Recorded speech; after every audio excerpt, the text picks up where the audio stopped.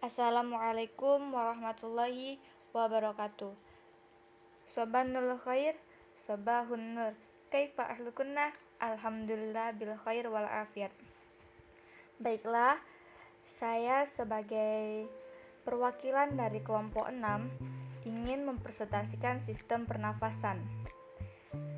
Sebelumnya, yang terhormat kepada dosen pengampu yaitu Bapak Dr. Hartono MA, Bapak Dr. Andes Laihat MPD, Ibu Nike Anggraini SPD MSc, dan Ibu Susi Amizera SB SPD MSI.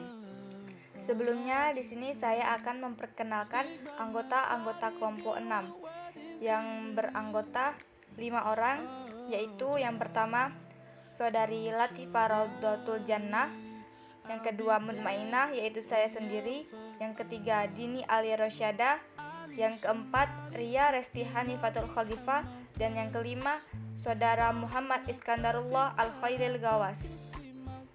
Baiklah, di sini saya akan menjelaskan tentang sistem pernafasan. Nah, di sini akan tertera peta konsep yang akan kita bahas. Yang pertama, pengertian sistem pernapasan, dan yang kedua, fungsi sistem pernapasan, ketiga, organ dan bagian sistem pernapasan, keempat, proses pernapasan manusia, dan kelima, cara memelihara organ pernapasan. Baiklah, di sini saya akan menjelaskan pengertian sistem pernapasan. Apa sih sistem pernapasan itu? Nah, di sini kita bisa lihat pernapasan atau bisa disebut juga dengan respirasi yang dapat didefinisikan sebagai sebuah proses pengambilan oksigen dan pelepasan karbohidrat dan penggunaan energi yang ada di dalam tubuh. Ketika manusia bernapas, berarti sedang terjadi proses masuknya oksigen dalam tubuh dan pelepasan karbon dioksida keluar tubuh. Pertukaran antara oksigen dan karbon dioksida tersebut terjadi dalam darah manusia. Manusia pun yang memiliki pernapasan yang normal ditandai dengan bernapas sebanyak 12-20 kali dalam 1 menit. Selanjutnya yaitu di sini kita akan membahas fungsi sistem pernapasan. Nah, di sini kita bahas fungsi sistem pernapasan itu ada 5. Yang pertama, menghirup dan menghembuskan udara atau bernapas. Gimana sih cara menghirup dan menghembuskan udara atau bernapas? Nah, di sini saya akan menjelaskan tentang menghirup dan menghembuskan udara atau bernapas, yaitu pada paru-paru, udara dihirup melalui rongga hidung dan mulut. Selanjutnya akan bergerak melalui faring, laring, dan trakea menuju ke paru-paru. Selanjutnya, udara akan dihembuskan keluar dan mengalir sesuai yang jalur sama. Ketika sedang menghirup udara, diafragma dan tulang rusuk terangkat. Yang kedua, pertukaran gas antara paru-paru dan aliran darah. Di dalam paru-paru akan terjadi pertukaran antara oksigen dengan limbah karbon dioksida. Proses ini pun disebut dengan respirasi eksternal dan terjadi di alveoli. Ketiga, pertukaran gas antara aliran darah dan jaringan di dalam tubuh. Aliran darah akan mengalirkan oksigen ke sel tubuh dan membuang limbah karbon dioksida. Proses ini pun disebut dengan respirasi internal. 4. Menciptakan suara. Menciptakan suara ialah udara yang menggetarkan pita suara akan menciptakan sebuah suara. Suara ini dibentuk oleh struktur di saluran pernapasan bagian atas. Selama bernapas, udara akan mengalir dari paru-paru ke kotak suara. Saat manusia berbicara pun, otot di laring akan menggerakkan tulang rawan arytenoid. Selanjutnya akan mendorong pita suara. Getaran yang besar pada pita suara akan menghasilkan suara bernada tinggi, sedangkan getaran yang kecil akan membuat suara bernada rendah. Dan yang terakhir, mencium bau. Proses penciuman dimulai dengan serat penciuman yang melapisi rongga hidung. Saat udara memasuki rongga hidung, bahan-bahan kimia di udara akan mengaktifkan reseptor sistem saraf. Stimulus ini akan mengirimkan sinyal ke otak. Sinyal tersebut akan bergerak dan dari situlah manusia bisa mengenali bau. Nah, lanjut yang akan kita bahas sekarang adalah organ dan bagian sistem pernapasan manusia. Di sini tertulis ada hidung, tenggorokan, laring, trakea, bronkus, dan paru-paru. Di sini saya akan menjelaskan tentang rongga hidung.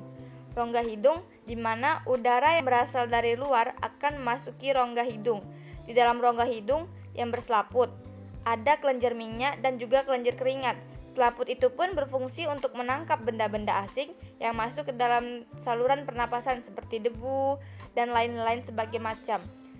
Dan yang kedua, faring atau tenggorokan. Nah, ini udara yang masuk dari rongga hidung akan melewati tenggorokan. Tenggorokan memiliki dua cabang saluran, yaitu saluran pernapasan dan saluran pencernaan.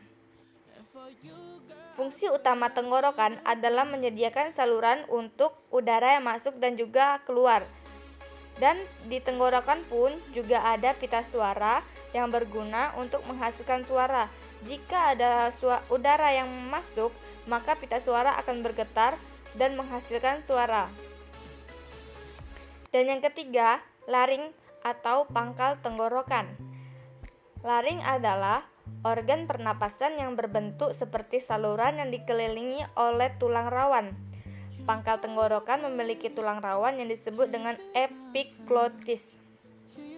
Tulang rawan ini ada di bagian pangkal laring. Pangkal tenggorokan juga diselimuti oleh membran yang bernama mukosa.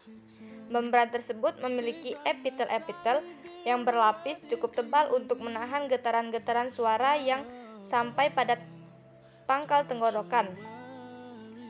Keempat, trakea atau batang tenggorokan. Trakea atau batang tenggorokan adalah organ yang berbentuk pipa dan terletak di bagian leher sampai rongga dada.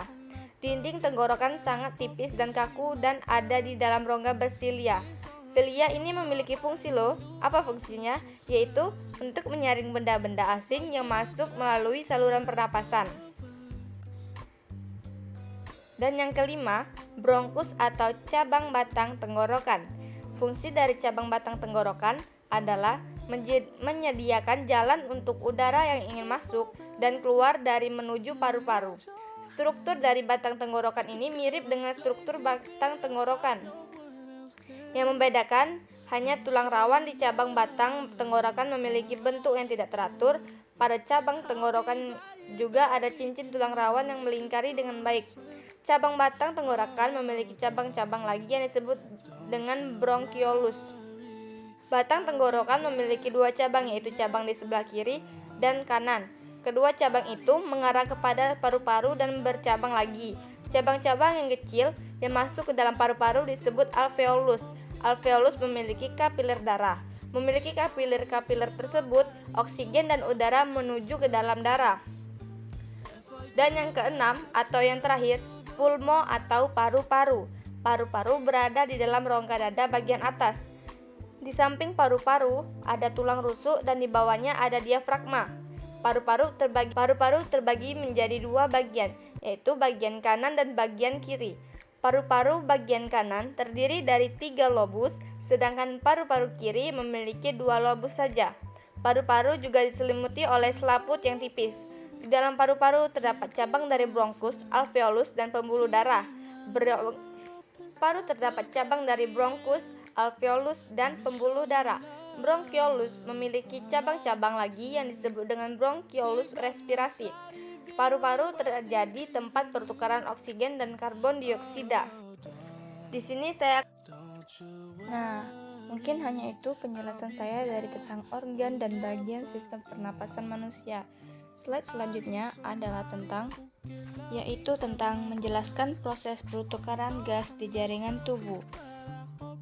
PO2 atau bisa disebut dengan tekanan oksigen dalam paru-paru, terus PO2 dalam kapiler oksigen masuk ke dalam darah lewat difusi HbO2 atau disebut karbosik hemoglobin PO2 darah.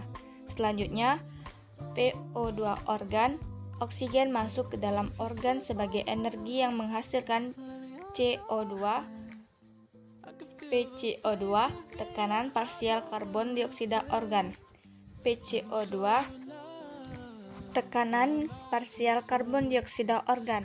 Selanjutnya PCO2 darah, CO2 masuk ke darah, Oksigen diubah menjadi HbCO2 karena asma diubah menjadi H2CO2 dan ion bikarbonat pH2CO2. Selanjutnya, P di paru-paru, oksigen keluar dari tubuh. Next, slide selanjutnya yaitu menjelaskan mekanisme pernapasan.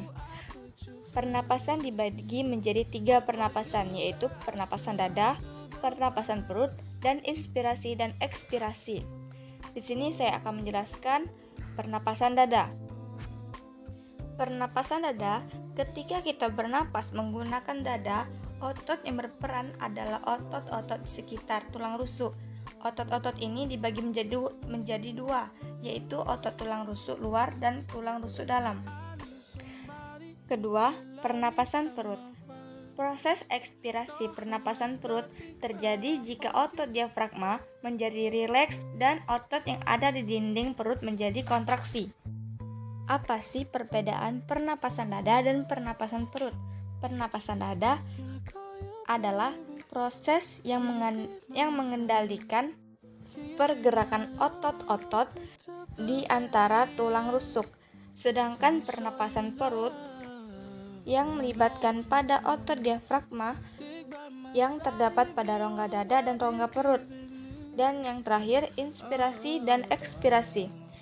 Inspirasi terjadi ketika udara dihirup melalui rongga hidung dan masuk ke dalam paru-paru, dan ekspirasi berlangsung dengan melepaskan karbon dioksida dari dalam tubuh keluar. Next slide yaitu proses pernapasan manusia. Yang pertama, udara yang diisap pada waktu menarik nafas atau disebut inspirasi biasanya masuk melalui lubang hidung atau nares, kiri dan kanan selain melalui mulut. Dan yang kedua, setelah melewati rongga hidung, udara masuk ke kerongkongan bagian atas atau disebut naropharynx, lalu ke bawah untuk selanjutnya masuk ke tenggorokan yaitu larynx.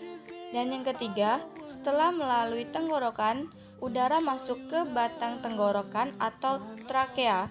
Dari sana diteruskan ke saluran yang bernama bronkus atau bronkus. Keempat, udara yang diserap melalui alveoli akan masuk ke dalam kapiler yang selanjutnya dialirkan ke vena pulmonalis atau pembuluh balik paru-paru.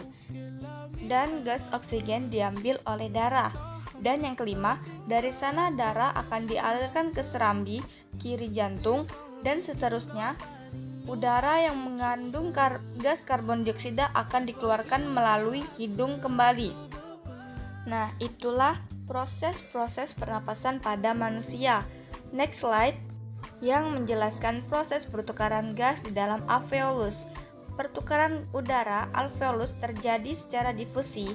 Nah, difusi secara umum berarti perpindahan zat dari konsentrasi tinggi atau hipertonik ke konsentrasi rendah, dan oksigen berdifusi dari alveolus ke pembuluh kapiler karena tekanan parsial oksigen di alveolus lebih besar dibandingkan dalam kapiler darah yang mengandung darah miskin oksigen.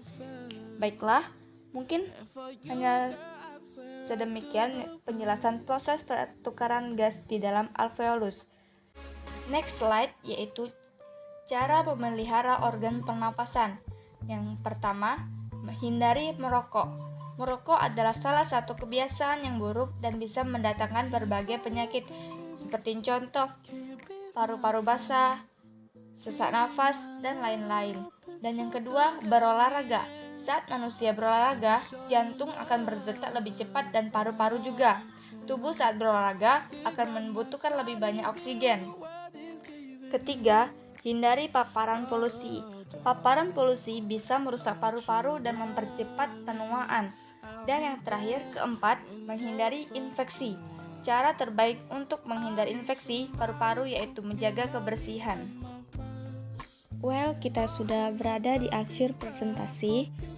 Sebagai penutup, saya ingin mengutip pertanyaan dari Walt Disney, yaitu ia mengatakan, semua impian pasti bisa Anda wujudkan jika Anda memiliki keberanian untuk mengejar mereka. Artinya, jika Anda atau kalian punya impian, maka genggam impian tersebut. yakini dan kejar. Percayalah bahwa impian Anda pasti Anda bisa wujudkan.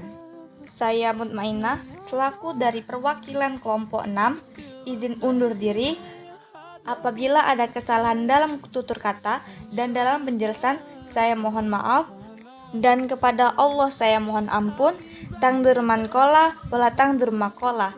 Jangan lihat siapa yang berbicara, tapi lihat apa yang dibicarakan. Saya undur diri. Wassalamualaikum warahmatullahi wabarakatuh.